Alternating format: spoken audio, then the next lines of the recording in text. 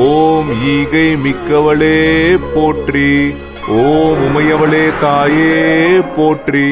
ஓம் உயிர் பிச்சை தருவாய் போற்றி. ஓம் இஷ்ட தேவதையே போற்றி. ஓம் எட்டு திற்கும் வென்றவளே போற்றி. ஓம் ஏகாந்த முத்துமாரியே போற்றி. ஓம் வேம்பில் இருப்பவளே போற்றி போற்றி. என்னது ஊர் திருவிழாவுல கொலா கட்டி சாமி பாட்டு போட்ட மாதிரி இருக்கு. இது ரொம்ப புதுசா இருக்கே. மார்கழி மாசம் மாதிரி, அதுவும் சின்னையா குரல் ரொம்ப கம்பீரமா இருக்கு. 7 கட்டைய வாங்கி பாடிக்கிட்டு இருக்காப்ல. என்னதான்னு கேட்போம். பாடுங்க பாடுங்க. ஓம் ஆதார சக்தியே போற்றி. என்ன பாட்டு சத்தெல்லாம் கேக்குது? சூரிய வாய்ஸ் மாதிரி இல்ல? மாதிரி இல்ல, அவனேதான். இப்ப இது வேற. பார்த்துட்டு வரேன்.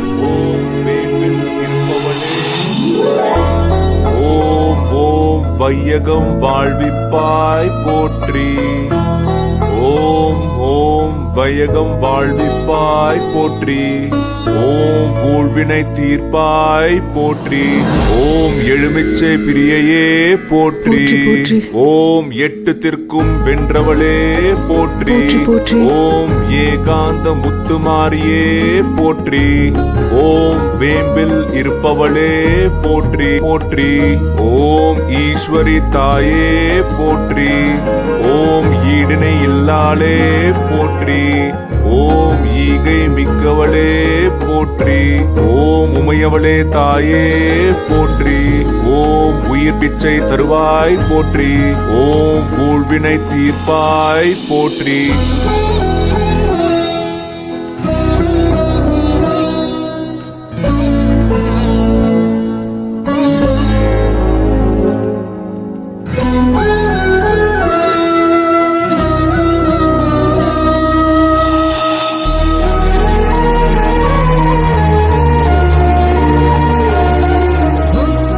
எல்லாரும் அப்படியே பார்த்துட்டு இருக்கீங்க?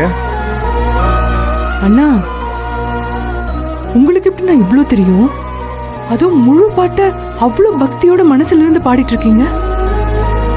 ஆமாக்கா, தினமும் கோயிலுக்கு போய் நல்ல பயபக்தியோட இருக்கிறவங்க கூட இந்த அளவுக்கு சுத்தமாலாம் பாடவே மாட்டாங்க.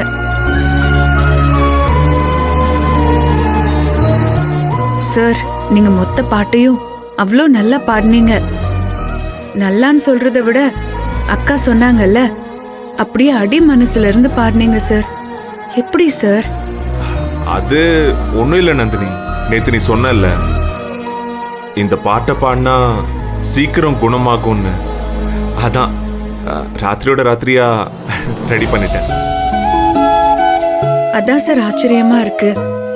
நான் என் தங்கச்சிங்களுக்காக பாடும்போது கூட பக்கத்து வீட்டு அக்கா கிட்ட கேட்டு ஒரு பேப்பர்ல குறிச்சு வச்சுட்டு அதை பார்த்துதான் நான் பாடினேன். ஆனா நீங்க மனப்படமாவே சொல்றீங்க சார். ஏதோ நீ பாட்டு புக்கெல்லாம் இருக்குன்னு சொல்லிட்டு இருந்தல, அது எங்க கிடைக்கும்னு போன்ல தேடி பார்த்தப்போதான் நீ சொன்ன பாட்டு கிடைச்சிச்சு. அப்புறம் ராத்திரி எல்லாம் எஃபோர்ட் போட்டு திரும்ப திரும்ப கேட்டு அப்படியே மனப்பாடம் பண்ணிட்டேன். நிஜமாவா சார்? நிஜமாவே மனப்பாடம் பண்ணிட்டீங்களா? எப்படி சார்?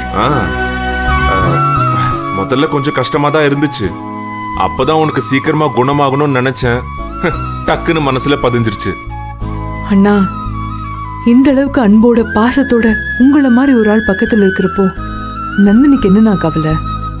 வாழ்க்கையில எவ்வளவு கஷ்டம் வந்தாலும் அவ தாங்கிப்பா.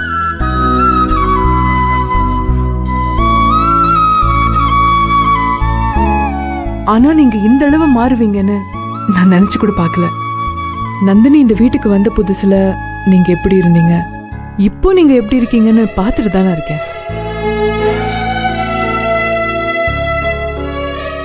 ரொம்ப பெரிய சேஞ்ச்னா, இந்த வீட்டுல அவளுக்கு யார் எந்த பிரச்சனை கொடுத்தாலும், யார் எவ்வளவு பெரிய கொடுமை பண்ணாலும் உங்களை மாதிரி ஒருத்தர் கூட இருக்கிறது யான பலம்.